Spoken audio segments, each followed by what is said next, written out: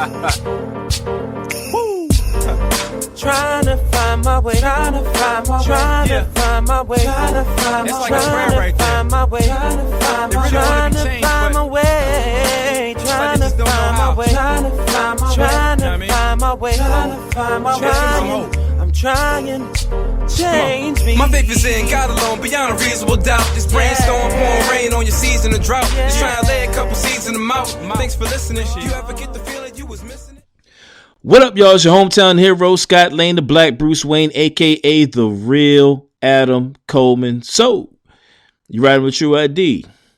So, yeah, man. So, anybody who's been following the show, you probably heard me mention the No Ceilings Bible study from time to time. Shout out to my man, Corey Goss, is a minister out there in Richmond, Virginia. 2 Up, 2 Down. What's going on?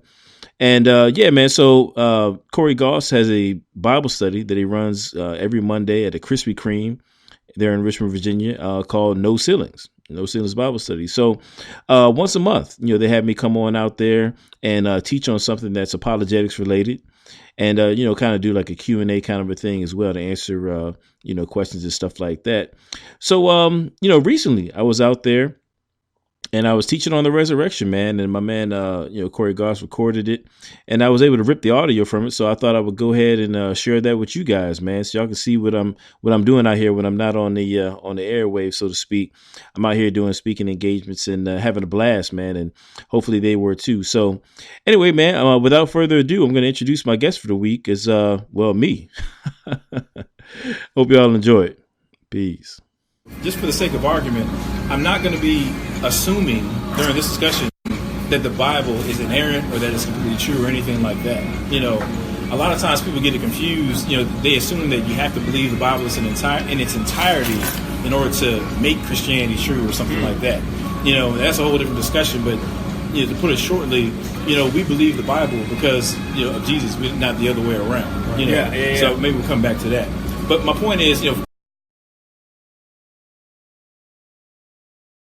I'm going to be coming from a historical perspective, and even when I refer to Scripture, I'm going to be approaching it from the standpoint that any historian would, whether it be an atheist historian, Christian historian, Jew, whatever it may be. That's how I'm going to be approaching these Scriptures. Does that make sense so far? Yeah. Okay. So what I'm going to try to do is, basically what we're doing is we're making an argument, for the gospel, based upon the historical evidence for the resurrection. I can't cover everything in detail because it gets pretty deep, but we're at least going to take a little bit of a sketch at it, so I can kind of get the broad strokes and outline. Maybe during the Q&A we might get into some more, to some more of the details. But we're going to be taking a look at that. Pretty much, I'm saying all this for a reason, so I know we get all the weeds out of the way. But the first thing we're going to do is we're going to talk about some of the hurdles, I think, that gets in the way of people really understanding the weight of how powerful the argument for the resurrection is, number one. So we're going to talk about some of those hurdles. The next step is we're going to look at the actual argument itself, the historical case for the resurrection, and then we're going to talk about how to use it. Because we don't want to just have information, we want to have application. We want to be able to take, the information that we cover, and I want you to be able to go out, and be able to communicate and articulate to somebody else, kind of what we're doing. So that's kind of going to be the flow of where we go. Does that make sense? Yeah. Good? All right, cool. So, first of all, the first hurdle is when we're talking about history, right? We all studied history in high school, throughout grade school or whatever. But very few of us have really understood how historians come to their conclusions. Like we study history, but we don't study historiography. When I say historiography, I'm talking about the practice of the science behind what historians do. Now the reason I bring that up is because with the argument for the resurrection, if you don't understand how historians come to their conclusions, then you don't really get the full weight of why this argument is so powerful. So let me give you an example. If I said, like right now, I'm not trying to get off into a side conversation, but Colin Kaepernick. A lot of people are talking about whether or not he should be in the league, whether or not he's any good or anything like that. If I wanted to make an argument for Colin Kaepernick, and I start talking about, he's got a 90 quarterback rating, and he has a 16 to 10 interception to touchdown ratio, and he's got he passed for this many yards. To somebody who understands football, they can appreciate those stats and say, okay, oh wow, that's a pretty strong argument, right? But if you don't know anything about football, if you don't know what a QBR is, if you don't know what a good interception to touchdown ratio is versus a bad one, right? Then those statistics are not going to mean anything to you. See what I'm saying? So you have to know something about, the background of what makes a good player in order to understand the weight of that argument. All right. So in the same way, when we're dealing with the resurrection and the argument for the resurrection, it helps for us to know a little bit about how historians come to their conclusions in order for us to really say, like, oh, snap, like this really is, a good argument. All right. That makes sense? Okay, cool. The other thing, so number one, historians, right? When a historian says that such and such is a fact, right? They're not trying to demonstrate things to the point of certainty. They're looking for what's called probability. They're saying that based upon the evidence that we have, we can reliably say that what most probably happened was X, Y, and Z, right? So when we're talking about historical argument for the resurrection, that's where I'm coming from. I'm saying that if we look at the evidence, then we can rationally affirm that we have good reason to believe that the resurrection occurred. That's kind of where I'm coming from. Far too often, what Christians will do is when we're arguing with somebody else, we kind of, paint ourselves in a corner where it's like, okay, well, if I don't convince you with absolute certainty, if you don't believe at the end of this conversation that Jesus rose from the grave, then there's something wrong with the position that I hold. You see what I'm saying? And so the thing is, somebody doesn't have to believe the gospel in order for me to validate what that I have good grounds to believe it. You see what I'm saying? If they don't believe it, they don't believe it. That doesn't mean that I don't have rational justification. So you hear me you'll hear me use that frame quite a bit, rational justification or rationally affirm. And what I mean by that is we have good reason to believe that Jesus rose from the grave, in this case on historical grounds. So, like I said, we're going to be talking about later on, like how to use it. And, one of the things I would say is you don't have to go out there and convince everybody out there, that Jesus rose from the grave in order for you yourself to say, hey, I have good grounds to believe it. All right? Good? All right, so the last hurdle, when it comes to using Scripture, many times we're making a case for Christianity, we feel hesitant about, using Scripture. Now, remember, actually, this kind of flows to my last point. Like, a lot of times somebody make an objection would say something like, well, can you demonstrate without using Scripture that Jesus existed? And we kind of talked about that last month a little bit. Yeah. But in their mind, they have like this rule of thumb, like, okay, if you can demonstrate without using Scripture, then it's a valid point. Yeah. Right? So it sounds commonsensical. But the problem is when you understand how historians operate, that's a bogus rule of thumb that they do not apply. Okay, but what happens is if I get into an argument and I want to conform my argument to somebody's rule of thumb that historians wouldn't use, then I'm actually taking the strength of my argument away. Yeah. So to make it more plain, here's what I mean by that. So if somebody says Jesus, you can't prove that Jesus existed without referring to Scripture, or the Gospels were written too late after Jesus' life or something like that. Like, to the average person, it sounds like it makes sense. But, I would respond to, okay, well, when you approach it like a historian, that's not a problem at all. Because you have, at least four, really all the New Testament written within, 30 to 60 years of Jesus' life, for a historian. That's great evidence when you're dealing with ancient history. Now, somebody who's just kind of going off YouTube knowledge, they may not understand that. But these are times where we want to educate them on, okay, well, here's the appropriate way to approach this information, and then they can better see where we're coming from in terms of the strength of our argument. All right, does that make sense? Yeah. Okay.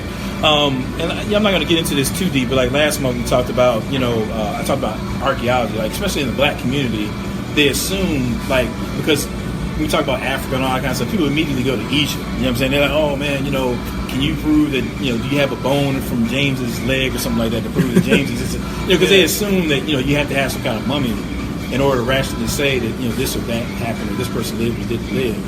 And again, that's just kind of one of those bogus rules of thumb that just kind of commonsensical floating around our society. When we get down to, how scholars really handle, history, it's just an irrelevant, rule of thumb. So we don't want to get, caught by those red herrings. All right, so with that said, kind of got those hurdles out of the way. Now we want to get down to the actual argument. All right, so just so you understand the flow of where I'm going, we're going to be talking about facts, and then we're going to be talking about methodology, how historians come to certain conclusions, and then we're going to be putting those two pieces together to see how the resurrection really shines as a good argument. All right. Okay, so everybody got their sheets, right? Yeah. Okay, cool. So we're going to talk about the 4 facts plus 1. Okay. Everybody see that in the middle of the sheet? Yeah. Okay, cool. So let's go over the 4 facts. First fact number 1. Jesus died by crucifixion at the hands of the Romans. That's fact number 1. All right, I'm just going to read them through, and then we're going to talk about it. Number 2, and these are worded very carefully, the disciples sincerely believed that Jesus Nazareth rose from the dead and appeared to them bodily. All right. Fact number 3, the conversion of Christianity by a persecutor of the church named Saul of Tarsus, aka the Apostle Paul. Fact number 4, James, the brother of Jesus, converted to Christianity. And then fact number 5, Jesus' tomb was found empty. All right. Now, when we look at that list, right, one thing I want to emphasize is these are not faith statements, okay? This is not just something that we believe because it's in the Bible, or this is something that we believe because we are Christians. These 5 facts, what people don't realize is that these facts are well attested in the historical record. Whether you're a Christian or not, right, you can rationally say that these events actually occurred. As a matter of fact, for the first 4 facts, if you look at this, the scholars who study, first century, Rome and Jerusalem and, the New Testament, things like that, the scholars, the historians who are really out here doing the work, right? Upwards of 90% of the scholars who are actually doing the work in this field would affirm the first 4 points. Right. I could walk into any department of ancient history, anywhere in the Western world, and say, you know what? Jesus died by crucifixion. I could read out those four points, and nobody would bat an eye. But you can't tell us something we don't know. Yeah. Right? It's not a Christian. It's not just like this Christian secret. Like, oh no, yeah, we believe it just because. These are things that are the vast majority of historians hold to. Now, even the 5th fact, right? Jesus' tomb was found empty. Now, for us, because we're so used to hearing that within a Christian context, we associate it with just like kind of a spiritual truth, so to speak. But the fact of the matter is, between 2/3 and 3/4 of historians who deal in this area of history would affirm that the tomb was actually found empty by a group of Jesus' female followers. Right? Now, you have to really think about that, right? Because what I'm saying is, again, I'm trying to take the resurrection out of this mystical, kind of touchy-feely thing that we just kind of hold on to because, Jesus is taking us to heaven. And I'm trying to demonstrate that it's not just that, but the facts surrounding the resurrection are widely held by just average professional historians. I mean, I'm not talking about just Christians who are in the field of history. Yeah. I'm talking about atheists. I'm talking about Jews, Buddhists, whatever they may be. Folks who study this area of history will affirm all of these points. With the 5th one being between 2 to 3/4. Okay. Now, that in and of itself is just part of the argument, right? Now, you don't have to believe that these things occurred just because the historians say so. The more important part is, why is it that upwards of 90% of the historians who work in this field would say that Jesus rose from the grave, the disciples actually had experiences which they believed to be encounters with the risen Christ? Why would somebody who is a stone-cold atheist say that? All right, now that's where we get into the methods part. Okay? Now, for each one of these facts, just like any other fact of history, anything you read in a history book, there are certain guidelines that a historian is going to apply to determine whether or not this or that event actually happened, okay? And we're going to go through that right now. So some of those guidelines, I'm just going to go ahead and read them out, and then I'm going to kind of show you how they're applied, all right? Now, when historians are trying to determine whether or not something actually happened, okay, they're going to look at a number of things. They're going to ask questions like, is this event multiply attested by independent sources in the historical record? We'll explain that in a minute, okay? Is this event attested to by enemies of those who would want to support that claim? All right, that's number 2. Would this event be an embarrassing fact for the people claiming that it happened? Right? Because you think about it. Most people aren't going to tell you the business if it's going to be to their own embarrassment. So if somebody's reporting something, even if it makes them look bad, it's like, well, gee, that adds to the probability that it actually occurred. That's why that embarrassment's in there. Okay, is the event attested to by eyewitness testimony? And also, is the event attested to by early testimony? Each of those 5 different guidelines are going to be kind of like tools that historians use to determine whether or not an event actually happened. Okay, now let's put that in a real and apply that to our argument here. Okay, let's use, for example, Jesus died by crucifixion. Okay, we're making the claim that actually occurred. All right. Now, a historian is going to take the tools that we just went over and say, okay, for example, the death of Jesus by Roman crucifixion is attested to by multiple ancient sources, right? So, for example, the historian Tacitus, who wrote his historical work called Annals in 112 AD, and we'll read that in a second, he made mention of Jesus' crucifixion. We have Josephus. We have Lucian of Samosata. We have Marbar Serapi. We have the Talmud. These are just ancient sources that corroborate the fact that Jesus was actually crucified. Now, the whole point is, if it was just one person saying something, then it's like, okay, well, maybe it happened. But you have various different people from different places, different perspectives, all saying the same thing, then again, it adds to the probability that it actually occurred, right? So let's just read one of these quotes. So this is Tacitus. I think I actually might have read this last time. I'm going to read it again. Now, Tacitus is considered to be one of the most reliable, if not the most reliable, Roman historian from ancient times, right? And he wrote a work called Annals in 112 AD, right? First, so right at the beginning of the 2nd century, around 112. So he says in his work, he says, consequently, to get rid of the report that Nero fastened the guilt and inflicted the most exquisite tortures on a class hated for their abominations, called Christians by the populace, Christus, from whom the name had its origin, suffered the extreme penalty during the reign of Tiberius at the hands of one of our procurators, Pontius Pilate, and a most mischievous superstition, thus checked for a moment, again broke out, not only in Judea, the first source of the evil, but even in Rome, where all things hideous and shameful from every part of the world find their entire center and become popular. Accordingly, an arrest was first made of all who pleaded guilty, and then upon their information, an immense multitude was convicted, not so much of the crime of setting the city on fire, but as of hatred against mankind. Now, these are the words of Tacitus writing again in 112 AD. Now, the reason why it's important is, again, this is not a biblical source. I'm not reading this out of the New Testament, right? I'm just talking about a guy who, is just a regular old source. It's like Henry Louis Gates, right? Yeah, I'm assuming y'all know. All right, cool. So it's like Henry Louis Gates. He just writes history. Right? He just talks about things. He reads the historical record, and he makes a report. That's the same thing with Tacitus. So he's saying that there's a dude who went by the name Christ. He has these followers now who are Christians. He was crucified. That's what he means by the extreme penalty. He suffered the extreme penalty under a guy named one of our procurators by the name of Pontius Pilate. You have a guy who has no stake in the game. He's not trying to promote Christianity, because just a few lines later he talks about he believes it's evil. He believes it to be an evil superstition, right? So again, when we go back to our tools, so he believes in the resurrection and all that. No, Tacitus would say that he's just saying that this is what's going on. He's not saying that the resurrection occurred. Gotcha. He's saying that there was a guy named Jesus who was crucified under Pontius Pilate, and now these followers are going around, and being, he's saying that as well. Okay, gotcha. So the reason why that's important is, again, for the first point, talking about Jesus died by crucifixion at the hands of the Romans. The reason why a historian will say that we can rationally affirm that it actually happens, because you have writers like Tacitus attesting to the fact that it actually happened. Yeah. You know what I'm saying? Now, Tacitus he's no friend of Christians, so that also satisfied number. Our second point there. Remember, we talked about events that are attested to by enemies of people who would claim it. He's not saying that, hey, I'm a Christian and I'm saying this happened. It's like, dog, I don't even like Christians. Yeah, I think they're disgusting. But Jesus actually was crucified. Was actually crucified. You see what I'm saying? So when you have testimony from an early source, right?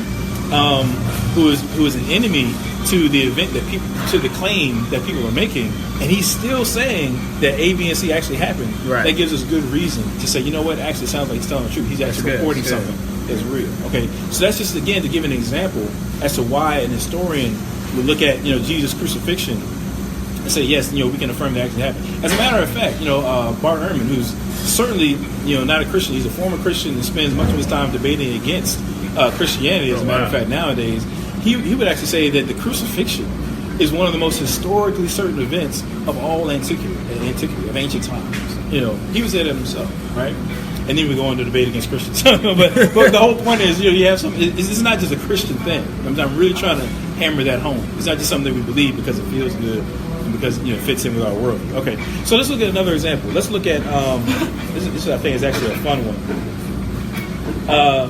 The disciples, Now, I ain't gonna lie, it's actually sounded weird to me at first, but to say that the disciples had experiences was they believed to be bodily encounters with the risen Christ, again, it's one of those facts out of the 5 that we listed that upwards above 90% of historians would affirm is actually true.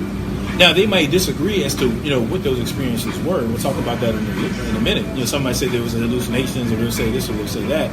But what they will agree on is that something happened with the disciples such that they actually believe that they saw the risen Christ. Now, why do they believe it? All right. Again, they saw it. well, yeah, right. No, that's an interesting point. Now, let me say two things about that. Now, just because somebody believes something, obviously it doesn't make it true. Right? So that's not the point that I'm trying to make. What historians will say is, obviously we're not saying the resurrection is true just because they believed it, but we'll see in a minute why it's important that they actually did believe it. It'll make more sense in just a second. But aside from that, though, the disciples didn't believe like I believe that Jesus rose from the grave. You know what I'm saying? I believe that there's good evidence for it, but I wasn't actually there. I didn't actually see it physically with my own eyes. Sure. But these early disciples are saying, the apostles are saying, like, no, we actually saw with our own eyes the risen Jesus. So we're not just saying something. We're not saying that we believe something that we were told, we accepted some information and we hold it to be true. We're saying is we actually had an experience, and we're telling you that we're just reporting to you what happened. It's a very important distinction, and actually will probably come out here in a minute, okay? So why would an atheist historian or just a historian who's not a believer accept the fact that these disciples had some type of experience which they believe was an encounter with the risen Jesus? Well, what they do is they look at things like matter of fact, anybody got a Bible? Yeah. You got a Bible? It's Bible study. All right. Well, yeah. Nah, I think actually, I have it in my notes here, but if you do have it, look at 1 Corinthians 15. All right. Now we actually covered this a little bit last month. For the sake of this argument here, we're going to touch on it again. All right. So 1 Corinthians 15, we're going to be looking at verses 1 through 8. All right. Now, while you're turning, I'm just going to explain why this is significant. Now, remember I said it before. When I turn to scriptures, for the purpose of this argument, I'm not looking at it as, okay, the Bible is the inerrant word of God, and we believe it, because it's the inerrant word of God. I'm approaching this scripture here in a second as an historian would approach it. Okay. Now, what a historian would say is that when we look at, 1 Corinthians, if you're reading it in the Greek, there are indicators that Paul didn't come up with this portion, 1 Corinthians 15, 1 through 8. He didn't come up with that on his own. It's not just something that he wrote. Based upon the style of his writing and how the style changes, in that passage, it's an indicator that he's actually quoting something that came from somebody else earlier than him. It'd be like if I'm sitting there talking, right, and all of a sudden I say B-I-G, P-O-P-P-A, no info for the D-E-A. You know what I'm saying? Like, you see the cadence change, right? Sure. Exactly. You see, you have quoting somebody else, right? Yeah. It's the same way. Now, somebody else probably could have, followed with the next line. Federal age is mad because I'm flagrant. Somebody could have kept going on with it because it's just an iconic line, right? Yeah. And because of the rhyme scheme, and because of the pattern, it's easy to remember. All right. Now, so when a historian is looking at 1 Corinthians 15, 1 through 8, what they're finding is the same thing. The pattern changes in such a way that it's kind of like what you might call a mnemonic. It's like a poem in a sense, or a better way to put it is like a creed. It's an easy memorizable pattern, that was being passed down, from disciple to disciple. And what you find in it is part of the core message of the gospel. Now, here's why that's significant. I'm not going to be able to go into all of it, but the reason why it's significant is this. What Paul is quoting here is an apostolic creed. Okay. He talks about in Galatians how he was running his race and out here preaching, and at some point he was unsure. He had some questions, so he went to the original disciples in Jerusalem, Peter and James, to make sure that he was running the race correctly, and he presented to them the gospel to make sure that he wasn't running astray, so to speak. Yeah. And so they definitely cool. You got the right hand of fellowship. You're good. You're teaching it right. Keep doing what you're doing, bro. You know what I'm saying? So when Paul presents the gospel, we can be certain that he's presenting something that came directly, and was in line with the original disciples. Now, why is that important? Because what that does is, remember, one of our criteria is early testimony. That's one of the tools that historians will use, when they're trying to, say that, that an event actually occurred. Okay, if you have early testimony, that increases the probability that something actually happened. So what we have here in Paul's 1 Corinthians 15, 1 through 8. We have a creed that was passed along that probably goes back to, historians would say, within 5 years of the resurrection.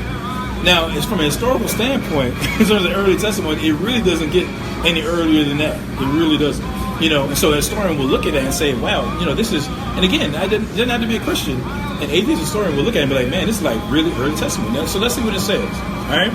It says, now, brothers, I want to clarify for you the gospel I proclaim to you.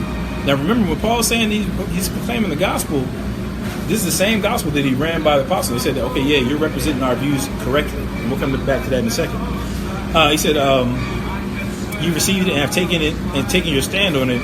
You are also saved by it if you hold to the message I proclaim to you, unless you believe for no purpose. For I passed on to you as of most importance what I also received. Now let me pause right there for a second. When he says, in some of your version may say, I gave you what I was given. All right. Now in the Greek, that's a very specific phrase. Back in the day, Jesus was a rabbi, and the rabbinic tradition would be is if I'm a rabbi and I'm passing down to you my teachings, at some point, you would have your own disciples and you would pass down to them, and then they would pass down to their disciples. This would be kind of like a ripple effect. And a phrase that you find, in the first coming out of the first century is, when I'm passing down to you like the official rabbinic teaching, I would say I'm giving to you what I was given. In other words, it's almost like saying it is written. You know what I'm saying? How you see that kind of in the Old Testament. So in other words, like this right here that I'm about to give you, this carries the weight of the rabbi, right? And so that's a very important phrase. What that phrase is demonstrating is Paul is saying, I'm giving you like the real deal that comes straight from the apostles' mouth, right?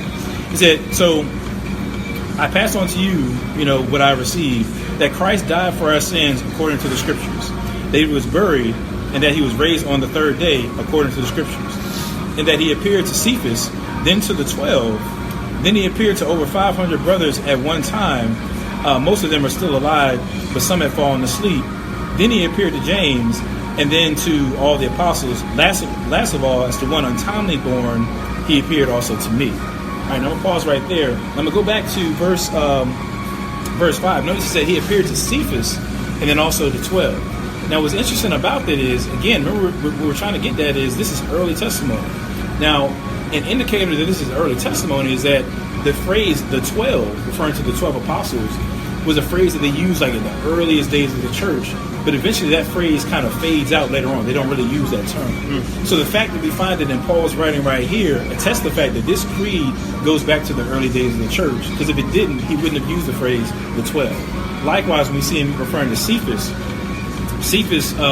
again, they were the same thing. They referred to him as Cephas in the early days of the church, but eventually, you find the name Petros, as Peter, coming along later on. So the fact that you find the term Cephas for Peter and the 12 in this particular passage attests to the fact that it's an early creed. All right. Now, so with all that said, again, let's go back to our tools. Right. So in this one passage, you see that James. He appeared to James, so we have the conversion of James there. He appeared to the 12. He appeared to Cephas. He appeared to 500 brothers at one time. This one passage gives us early testimony of at least three of the facts that we named in our 5. Yeah. You know what I'm saying? So an historian will look at this passage and say, you know what, that's legitimate early testimony of these 5 facts that I just named. So that would be one reason why, like I said, a historian of whatever background they come from will affirm that those things actually occurred, because we have early testimony. And they're low-key affirming a part of the Bible, not even trying to make it spiritual, but then exactly. You can find these 4 or 5 in that 1 through 8 verse. What is that? Exactly. Yeah, Exactly right. Now, I'm glad you pointed out, because we're going to come back to that in a minute. All right, that's a very important point. All right, so what we have an example of is, again, we have early testimony that of the conversion of James.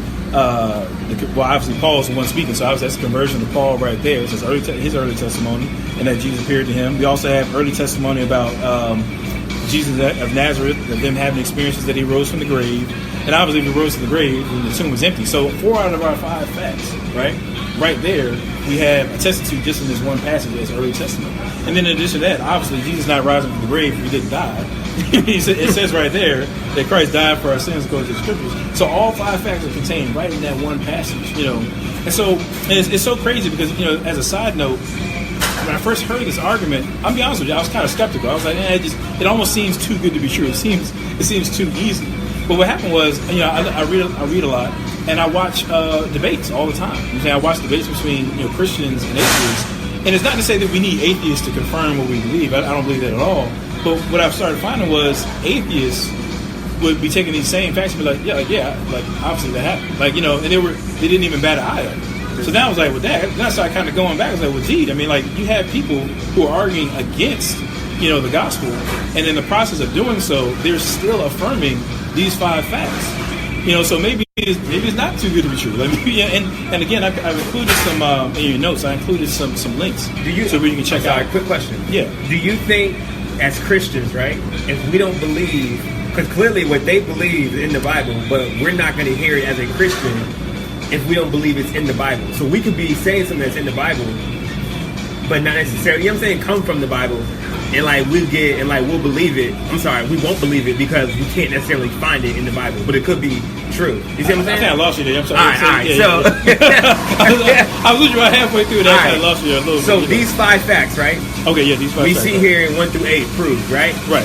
Now, if I never use the Bible at all to prove this to somebody, if I say, historians agree with these 5 facts, right, but never use the Bible, and I'm trying to tell somebody this as a proof of the resurrection without using the Bible, right, would a Christian hear that and say, well, you can't prove it with the Bible, you're proving it with these 5 facts?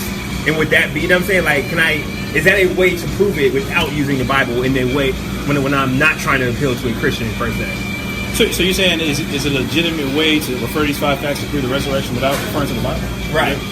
Absolutely, yeah, and I think that's actually one of the strengths of this argument. So I was going to get to that a little bit later. Okay, gotcha. So like you pointed out a second ago, you can find all these 5 facts in this one passage without assuming that the Bible is inerrant, without even assuming that the Bible is 100% correct. Gotcha. Right? Because as a historian, I should have said this earlier, as a historian, when they're going to look at the Bible, they're going to open it up, right? And they're going to say, I don't believe this as a spiritual book. But just as an ancient text, I'm going to approach it just like I would any other ancient text. Yeah. And just like all other ancient texts, they're false. There's for them, they would say, well, there's falses and there's too. But I'm going to still kind of rummage through and find what parts of it are legitimate and reliably, I can say, are historical. So I think I may have said this too, like last month, how if you have a hurricane come through, we got a lot of hurricanes, going on, right? If a hurricane sweeps through, tears your house down, what you'll find is people will go back and they might still be looking for like that picture of their dad or something like that, or their valuables. They go back looking for what valuables they can salvage. It's the same way that a non-believing historian would approach the Bible.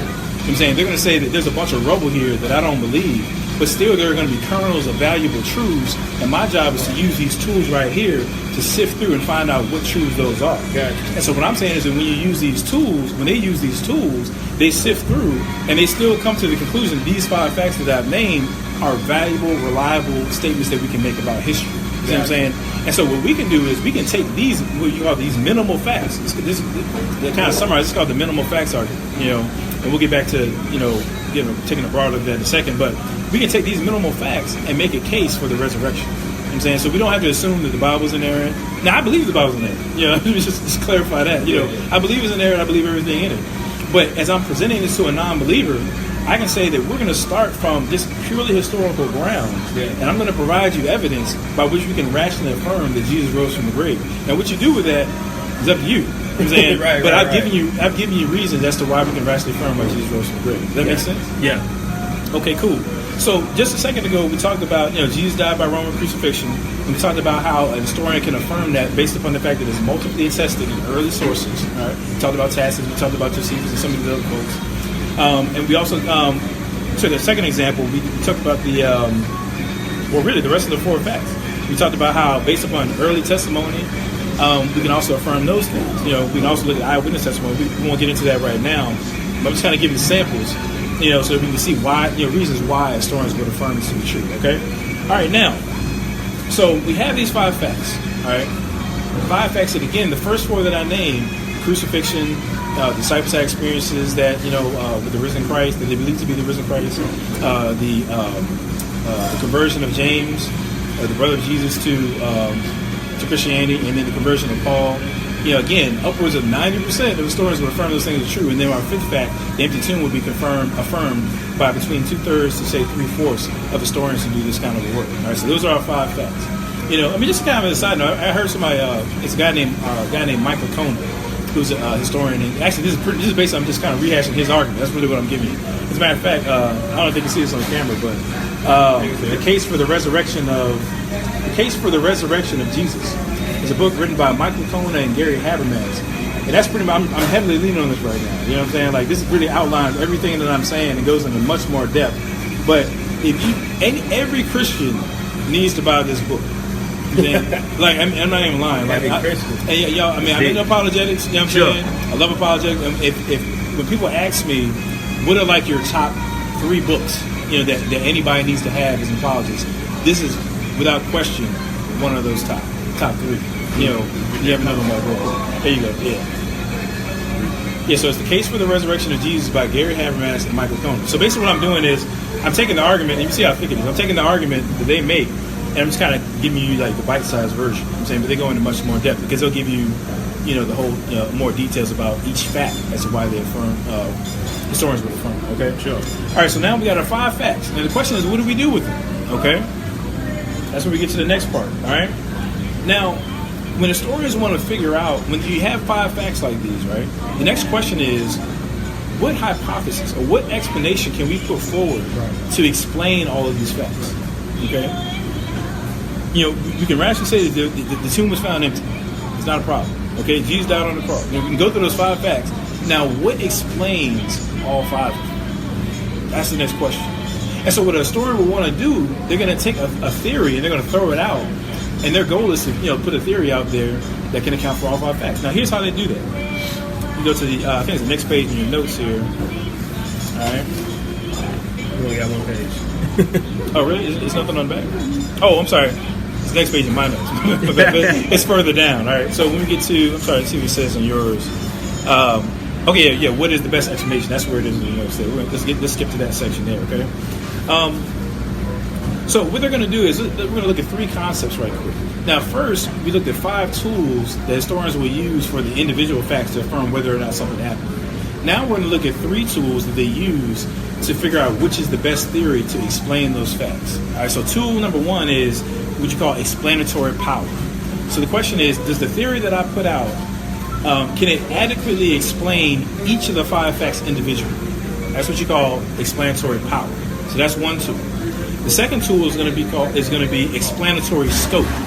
Okay, so it's called explanatory scope. So the first one, explanatory power, that's the first tool that historians will use to evaluate which theory is the best explanation for the facts that we have. Okay, so again, explanatory power is how does a theory explain each individual fact, and then explanatory scope is when you take all the 5 facts together, can you fit them all under the umbrella of this theory? So can it adequately explain all the facts together? That's explanatory scope. Yeah. Okay. Now the third one is going to be we use the phrase ad hoc. All right. Now ad hoc, to put it kind of plainly, it basically means like, is the theory that I'm putting out like way out of left field? Okay.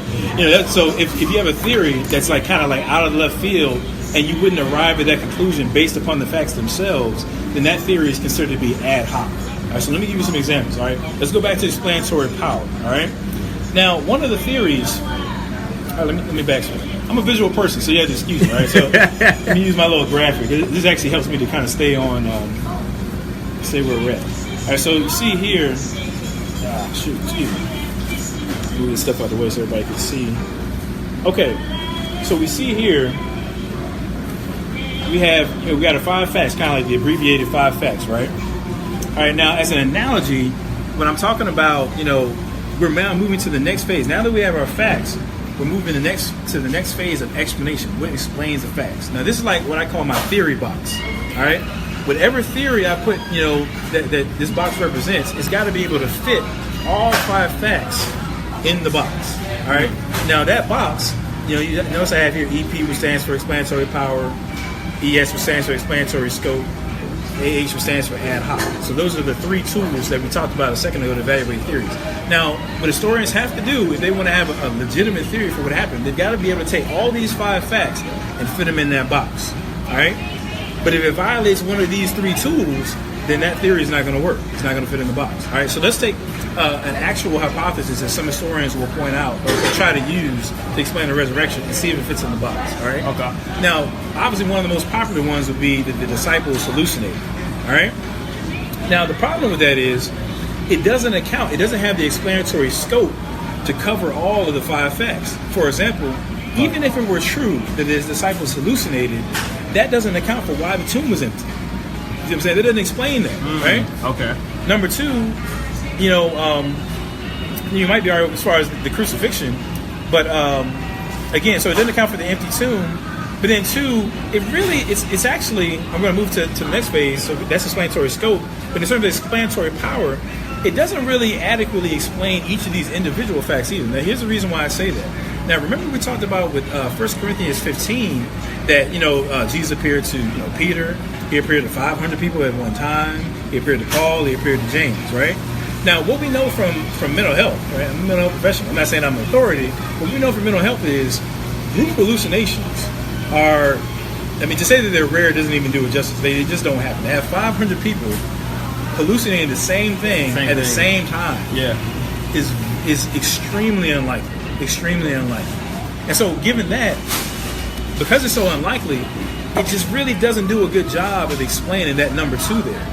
It doesn't really account for, not only do we have 500 people saying the same thing at the same time, but then we have each of these individuals saying them at different times. Now, the other thing is, too, hallucinations, again, when you're talking about groups, it'd be like me having, falling asleep right now, having a dream, and saying, yo, did y'all see, such and such? Like, nah, dog, that was your dream. I'm not in your head. You know what I'm saying? But then even individually, to say that all these different people legitimately had hallucinations, it's just very unlikely. It would be to say that, all of them just basically came down mentally ill all at the same time. You know what I'm saying? Now, some might say, well, maybe the disciples were grieving. Maybe that's why they all had hallucinations. Well, even if that were the case, that wouldn't account for Paul's conversion. Because Paul was out here persecuting Christians, right? So the hallucination theory wouldn't have the explanatory power to explain why Paul, he's saying, converted to Christ on the basis of having seen the risen Christ. You see what I'm saying? Again, we could even talk about James. He was the brother of Jesus that we see in the scripture. I can't remember off the top of my head, but there's that passage where it talks about Jesus preaching, and he's like, and the disciples say, hey, your family's looking for you. And they're like, look, and he says, my family are those who are doing the will of God, and so on and so forth. There's no indication that Jesus' family, other than Mary, believed that he was the risen Christ. But somehow after, he rises from the dead, James, the brother of Jesus, becomes a Christian. Wow. Now, I'm stealing this line from someone else. I'm biting right now. I'm pulling a Drake right now. All right, but when you talk about, I thought I just Drake last month, didn't I? That's like 2 months in a row. Did, yeah. You definitely did. I don't have beef with Drake. I don't know why. It's just convenient, But I'm stealing this line from somebody else. Like, really think about, especially if you have siblings. Like, what would it take for you to believe that your brother was the Lord? Yeah. Then, really think about that. Like, what would it take for you to say, I grew up with this cat. I'm asking the dirty drawers. I'm in the room. Like, I'm gonna have to clean up for him. That cat is God. You know what I'm saying? Like, what would it take? You know what I'm saying? But as it says in 1 Corinthians, and then Jesus appeared to James. So we'll get back to that in a second. So as we see, the hallucination theory, it just doesn't have the explanatory scope to explain all the facts. We're talking about the empty tomb. And even individually, it doesn't really account well for the group appearances in terms of hallucination, and it definitely doesn't account for Paul, because he wasn't grieving because he was out here killing people, for believing in the gospel. See what I'm saying? So that would be an example of one theory that doesn't fit in our box. So let me throw out another one. Obviously, this is one that Muslims might use. Muslims might say that Jesus never died.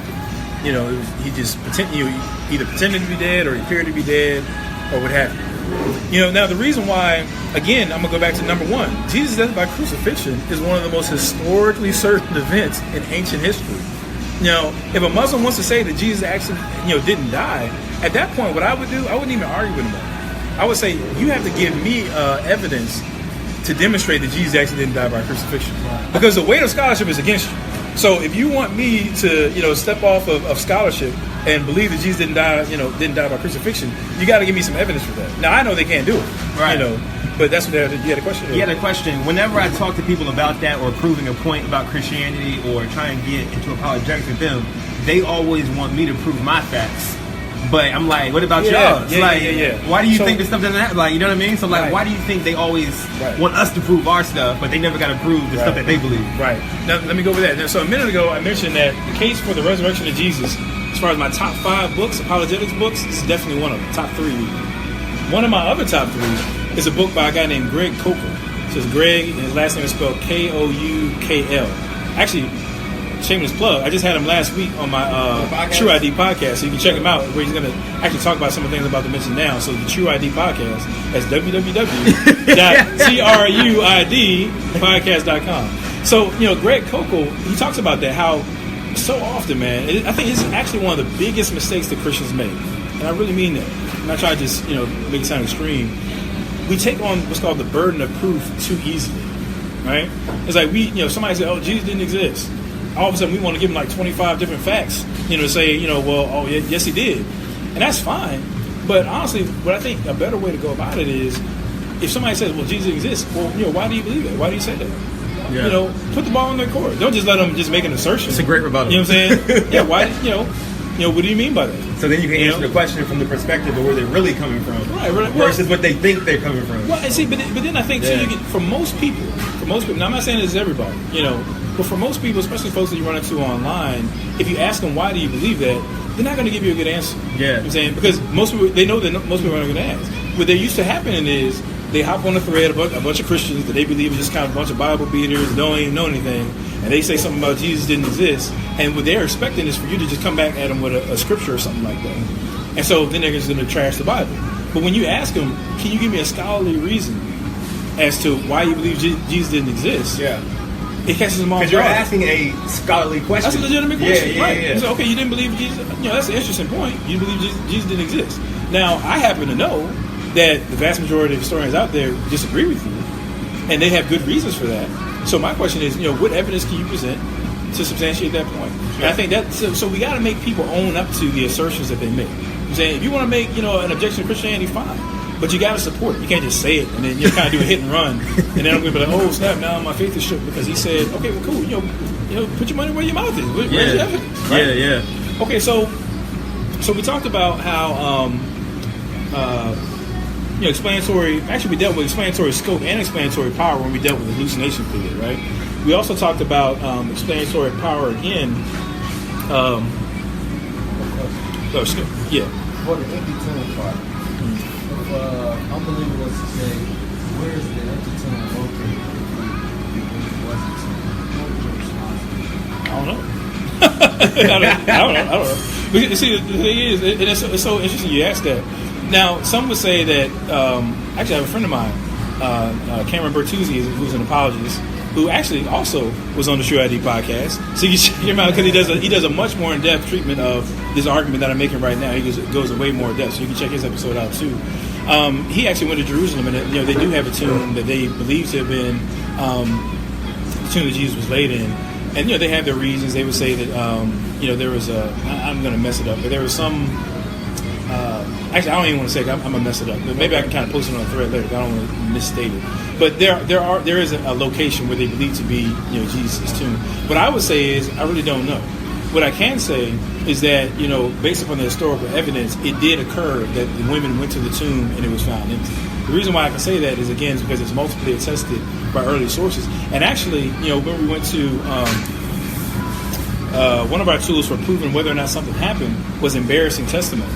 Now, for women in ancient times, and I think I talked about this last month too, but they were not considered to be legitimate, witnesses to anything. Like their word was basically just like, oh, you're just talking, wives' tales, that kind of stuff. So they, so for the disciples, for the carrying of the gospel, to have women as being the first witnesses, and they don't just push that aside, but they were just going to rub that out. For that to be, like, for example, in the book of Mark, they're recorded in there as being the first ones. That would be an embarrassment. You know what I'm saying? Because as an average Jew, you'd be like, you want me to take y'all word on the basis of a bunch of women? You know what I'm saying? So the fact that they actually included that in a narrative suggested that it's just the way that it happened. Yeah. Because otherwise they wouldn't put it in there. Like, actually, I don't know who was here or last. I can't remember everybody who was here last month. One thing I mentioned is like, certain things like, women being first witnesses. The fact that Jesus was crucified at all, by the Romans. The fact that he was supposed to be the Messiah and was crucified. I mean, both of those points would have been points of embarrassment. You see what I'm saying? And so, if you were to come up with a story, it wouldn't be the gospel story. If I was a first century Jew, I wouldn't say, hey, let me just come up with the least likely story of all time that will probably get me killed and then build a movement off of it. You know what I'm saying? So that's one of those things that kind of goes to the criterion of embarrassment. You got 15 minutes. Oh, cool. Yeah, I'm about done because we got to get the questions in a second. So just kind of cycle back. So we're talking about the three tools that historians will use to determine whether or not a theory to explain the facts are legitimate. The third one we haven't got to yet is ad hoc. Now remember, I was saying that when you look at the facts, if you just come up with an explanation that you wouldn't necessarily come to just because from looking at the facts, that's considered to be ad hoc. So let me give you an example. Let's say that we said, in the first century, 33 AD, some aliens were cruising along, happened to be in Jerusalem, and they saw what was going on with Jesus, right? And it was messed up. They didn't like it, so they reanimated his body, caused him to raise from the grave, and then they sucked him up in the spaceship. All right, and then they sent him back every now and again to just kind of check on everybody to make sure they're cool. Yeah. Now that would explain all the 5 facts, but the problem is there's no evidence for that whatsoever. It's out of left field. You know what I'm saying? Yeah. Ad hoc with it.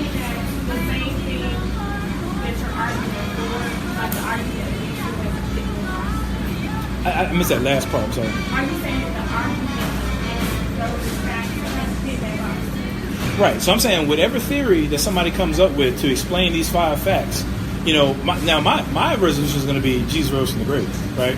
But if somebody's going to suggest that something else happened, then whatever theory they give, whatever explanation they give, has to fit within this box. It has to take all these facts into account, and it has to fit our 3 tools, which is the explanatory power, explanatory scope, and the ad hoc. If it doesn't, okay. Yeah, their explanation has to fit in the box, right? And by fit in the box, what I mean is it takes all these 5 facts into account, and when we use our 3 tools for evaluating theories, it passes all those 3 tests, so to speak. But if their theory, if their explanation doesn't pass these 3 tests, then I can rightly say, yeah, that's garbage. You know what I'm saying? I can do it. You see what I'm saying? Does that make sense? Or? No, it does. Okay. Oh, I'm sorry, I didn't hear that last I said, I think I'm just part. Okay, that's cool. And we can come back to it, because, again, it's a pretty quick argument, so we can come back to it and question and answer it in a second,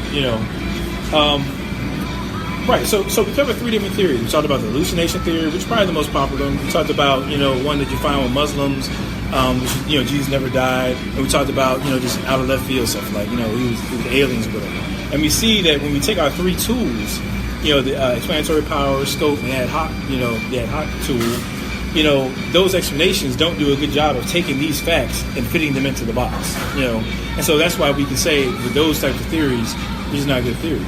Now, on the other hand, I can think of a theory that does. Jesus rose from the grave by the power of God. Obviously, if Jesus rose from the grave, that explains all 5 of the facts. Now the thing of it is, so at this point, let me backtrack for a second. I want to use a term called, inference to the best explanation. All right, let me explain that for a second.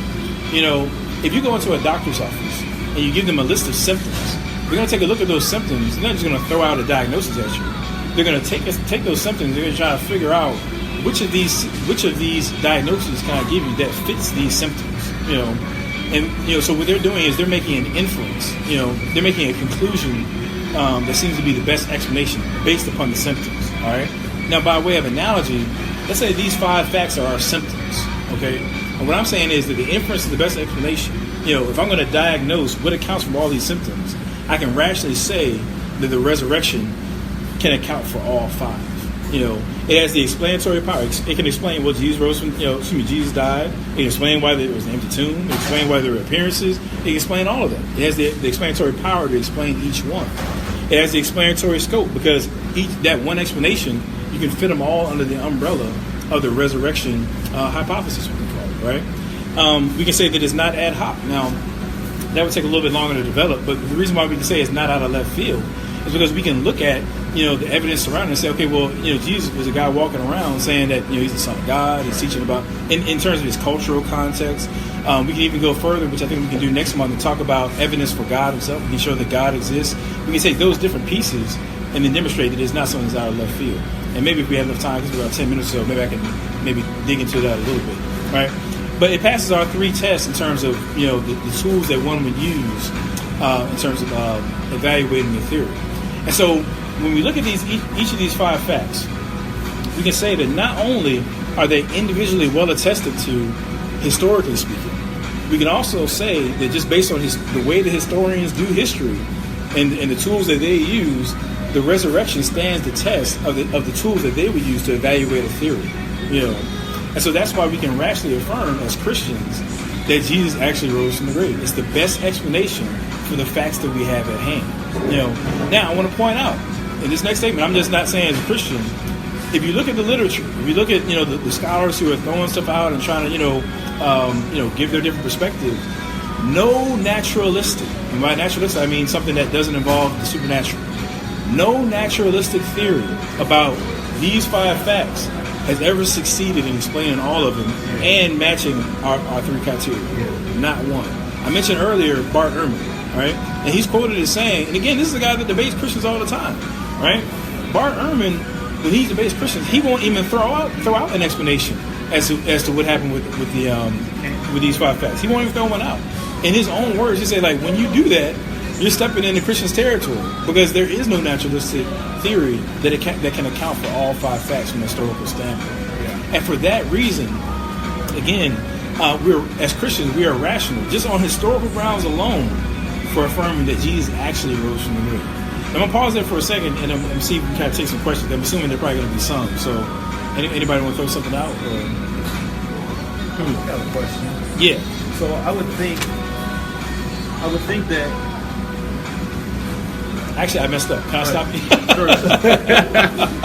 My fault. Give me like 3 more minutes. My fault. There's part I meant to cover. I try to contextualize things, because what we have is, in the apologetics community, there's a whole bunch of arguments for God's existence and for the gospel that we have out there. But what I try to do is I try to take those arguments and put them in the context of what we see going on in the black community. So let me just make a quick comment about that right quick. The reason why this argument for the resurrection works so well within the context of the urban or the black community is when you think about like the conscious community, you think about like the comedics, you think about the moral sciences and some of these other folks. None of those other belief systems can provide you an historical piece of evidence that affirms like the linchpin of their belief system, by which you can affirm that it's true. We can say that based on historical grounds, we have good reason to believe that Jesus rose from the grave. Now, when you talk to a Kemetic or just some kind of random African spiritualist, they'll say things like, "Well, the Africans believed ... Yeah. Or they'll say, the Egyptians believed, the Kemetics believed ... Now, the problem with that is this: like, even if it were true, even if you had a whole full description of what the Kemetics believed, let's say you could trace your genealogy back to Kemet or something like that. Even if you knew what they believed, that still isn't evidence that I should believe that what they believe is true. You're just telling me that what they believe. The next step is, now, if you know what they believe, what evidence do you have that what the Egyptians believe is true, meaning it aligns with reality? Now, if you ask me what evidence I have, I'm going to point to the resurrection, and on historical grounds, I'm going to go from there. And then I'm going to challenge you to do the same. And now, I happen to know that you can't do it, But that's, again, like we were talking about before, putting the burden in their court. The ball in their court. Once you have a firm grasp of this argument for the resurrection, personally, I think it's the best tool to use when you're dealing with conscious community folks, and we've been sleeping on it for way too long. I'm saying they don't have evidence to affirm, why their Egyptian beliefs are true, or the Moors. Now, same thing with some of the Hebrew Israelites. I'm saying we can go there too, slightly different way. But the resurrection is a piece of historical evidence that sets Christianity apart from other belief systems, in that it gives us something tangible and historical as evidence for what we affirm to be true. All right? Kind of cool. So there you go. Word, man. So I hope that blessed y'all. Again, that was me, Scott Lane, the Black Bruce Wayne, a.k.a. the real Adam Coleman, teaching at the No Ceilings Bible Study in Richmond, Virginia. Shout out to my man, Corey Goss, for having me out there. I'm out there once a month, and hopefully what I can do is have some future episodes where I go ahead and rip the audio from it and present it to y'all again, man. So love y'all, man. As always, there's another episode in the books. Catch y'all next time. Peace.